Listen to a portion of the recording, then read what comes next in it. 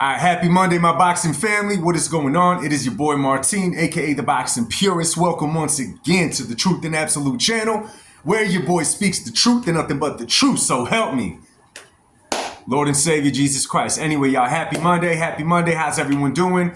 I hope you guys are blessed, man. I hope you had a great morning. I hope you have a great rest of your day. But for right now, let's talk some boxing. Before I get into it, though, if you're new to the channel, welcome to the channel. You know what I'm saying? From the bottom of my heart, thank you. Make sure that you hit that like button by the time you leave. Make sure that you hit the subscribe button, the notification bell, so you know anytime I drop a video. And if you want to talk boxing, go down to the comment section and listen. Just throw a bone to the dogs. You know what I'm saying? Something that you want to discuss, something you're confident about talking about. Go to the comment section. I guarantee you're going to have somebody challenge your views on your sport and your takes. They challenge mine all the time, but that's what we're here for. We're not supposed to agree on everything. We're supposed to have conversation without wanting to gut at each other. Now let's get into this one. So we had a busy boxing weekend. We had a lot of boxing news last week. Let's get right into the first one. Daniel Dubois has knocked out Anthony Joshua. We all know that in the 5th round of their fight this past Saturday night at Wembley Stadium in front of a sold out 94,000. One more time, 94,000 in attendance. We'll see what's going to happen from there. The future looks super bright for Daniel Dubois. From Anthony Joshua, Joshua, we remember him for the Klitschko fights, a couple of other fights, man. The thing with Joshua, man, as perfect fighter as he looks, he has a glass jaw. And that in the heavyweight division especially, bro, is your Achilles heel. Everybody in the heavyweight division could punch. If you get touched right here, whoosh, breaking, shatter, game over. Joshua, you're probably a billionaire by now. Walk away from the sport or fight Deontay Wilder. Those are your only two options right now if you're playing it smart. In other news now, we obviously heard about Tank Davis. He sent a contract to Rayo Valenzuela. Rayo Valenzuela, you may remember, as the dude that dethroned Pitbull Cruz at the BMO Stadium in LA a month or two ago on the Terrence Crawford fight. Now, Pitbull was supposed to win that fight. He did not win that fight. Rayo Valenzuela brought a game plan, did what he needed to do, and dethroned him. So Tank Davis sent him a contract. There was only one problem with the contract, and this is a big problem for the contract. However, if you've been following Tank, in-depth following Tank, if you've been following the sport, this ain't nothing new. It's no surprise that Tank sent a contract to Rayo Valenzuela for 135 when Rayo fights at 140.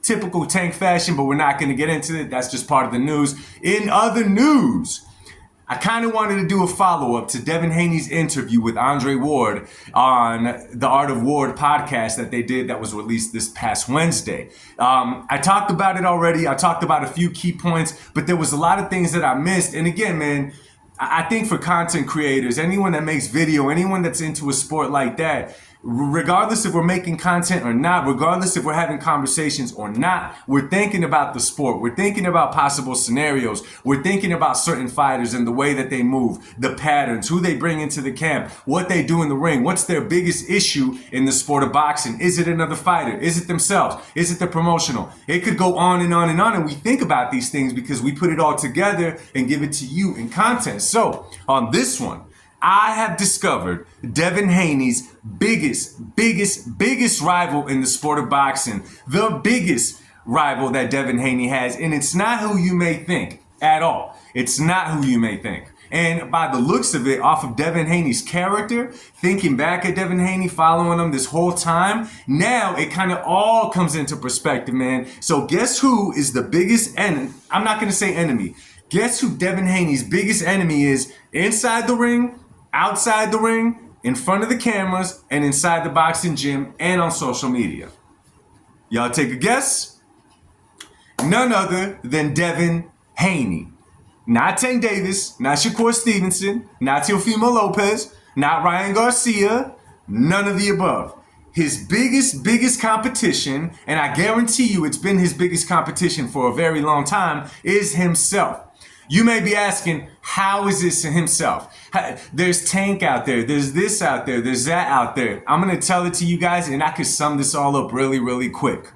One thing I did not expect from the interview with Andre Ward, I expected Devin Haney to say Ryan cheated. You know what I'm saying? He knew he cheated. You expect him to say that. Why not? You expect him to say Ryan came in overweight on purpose. That's all good. He's expected to say that. We all knew that that was coming, right? About the rematch, okay? He didn't sound so sure on that. And let's be real with ourselves. Did we really think that he was going to poise back into a rematch, being that it's been this long and he hasn't really touched on it? He said one comment a while ago saying that he would like to get him back inside the ring for some crazy reason, but that literally floated into the wind. This is one line that Devin Haney said on that interview that just took me by storm. It's been taking me by storm. I'm not saying that I've been putting life on the sideline and thinking about this, but to hear a professional fighter of Devin Haney's magnitude say this really took me off surprise. When Andre Ward asked him, could he have done anything different that night that he fought Ryan Garcia and he got the crap beat out of him, Devin Haney said, no, absolutely not. We did everything perfect. We did absolutely everything perfect. But even perfection is not going to beat a fighter on PEDs. If you've been watching the sport, you will know that this is not the first time, obviously, that a fighter dropped dirty for PEDs. Not even close to the first time. But let's rewind the hands back in time, right? Let's rewind the hands back. Let's go back to Oscar De La Hoya versus Fernando Vargas, which in my personal opinion is one of Oscar's best performances, probably the most satisfying of Oscar's career. Now, before I get into that one, hold up a minute. Cheers, my brothers and sisters. After the fight of Oscar De La Hoya and Fernando Vargas dropped dirty for steroids, okay? And if you saw Fernando in that ring, Fernando's naturally bigger than Oscar. Fernando naturally, he got some more size on him. I think that he's naturally stronger. Give me 1 second, y'all. I think he's naturally stronger than an Oscar De La Hoya, right? And obviously on steroids, he was even stronger than Oscar De La Hoya that night.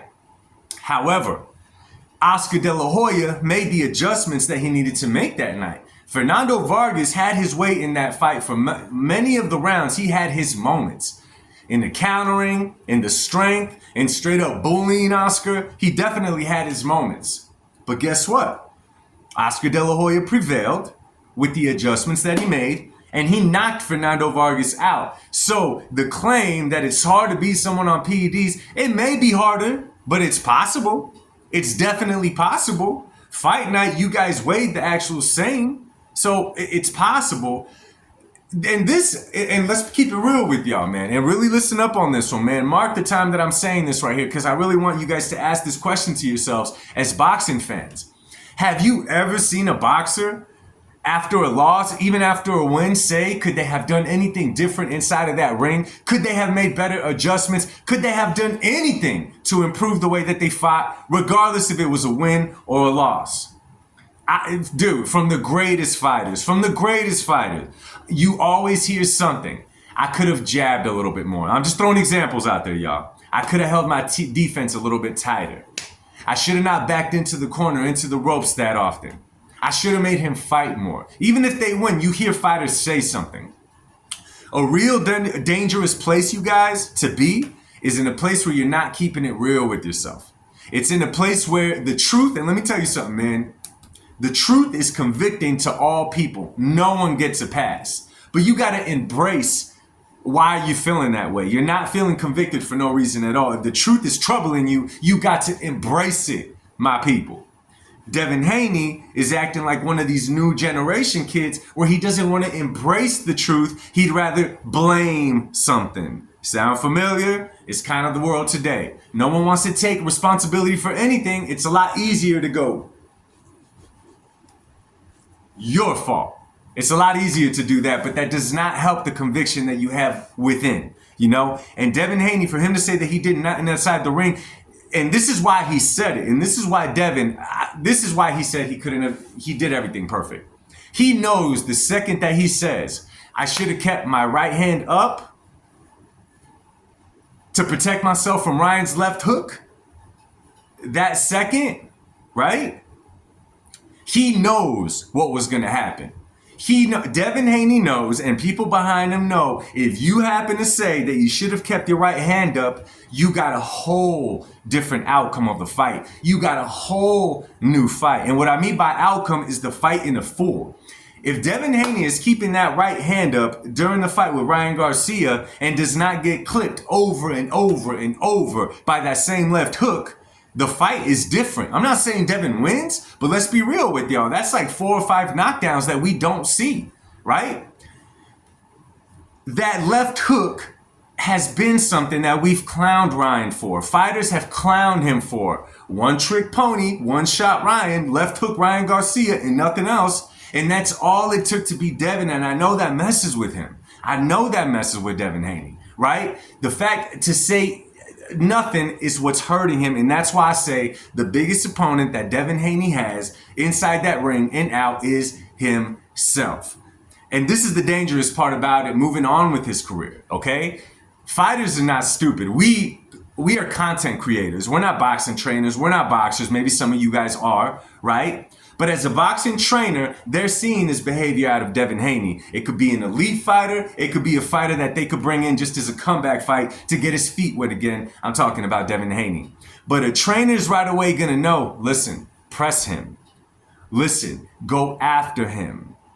Because Devin Haney is not keeping it real with himself, so he may not make any adjustments because he may not think he needs to make any adjustments. If he comes out in his next fight, and let's just say that he's holding his guard a little bit different than what we're used to seeing him use it, we will know that in the Ryan Garcia fight, he is a lot to blame for the way that he looked that night.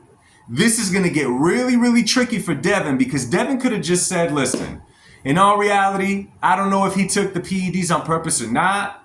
For me personally, I could have fought the fight different. That's all Devin had to say, and we would have all respected him for it. Like, yo, Devin, man, straight up, hey, thank you for not taking the easy route. Thank you for taking some of the blame and saying, let's get it on again. If we fight again, I'll do something different. If I could do it again, I would have changed this up. That, my friends, gets applauded because you're keeping it real and you're being truthful to yourself, which is important. Devin is not doing that. And it's sad because Devin has so much potential. Devin cannot punch to save his life. Yes, but the dude could box. That's one thing that I will not take away from Devin Haney. The man is nice inside that ring. He has skills. He did not get there by accident. But until he beats this opponent of himself and he's able to keep it truthful to himself, in my personal opinion, Devin, it's better that you stay out the ring. You're going to end up getting hurt. You're going to end up damaging yourself more up here.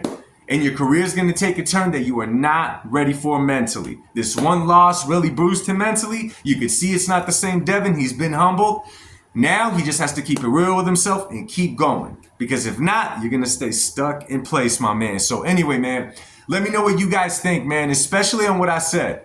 Keeping it real with yourself. Do y'all think that Devin is going to ever keep it real with himself? Do you think he is keeping it real with himself? He knows what he did wrong, but he doesn't want to just say it to the boxing public? Let me know what y'all think, man. Much love to you guys, man. I'll see y'all on the next one. God bless. Peace.